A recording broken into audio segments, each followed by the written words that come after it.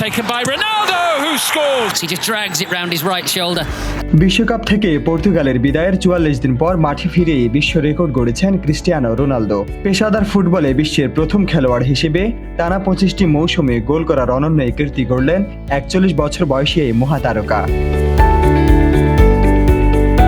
Saudi pro লিগে আল রিয়াদের বিপক্ষে আল নাসরের ৪-০ গোলের জয়ে বদলি হিসেবে নেমে গোলের দেখা পান তিনি।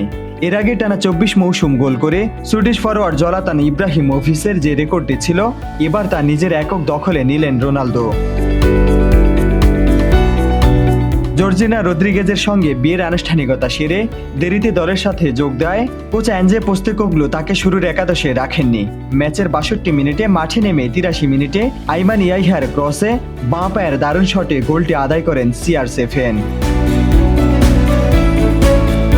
রাশেদ বিল্লাহ, নগর স্পোর্টস।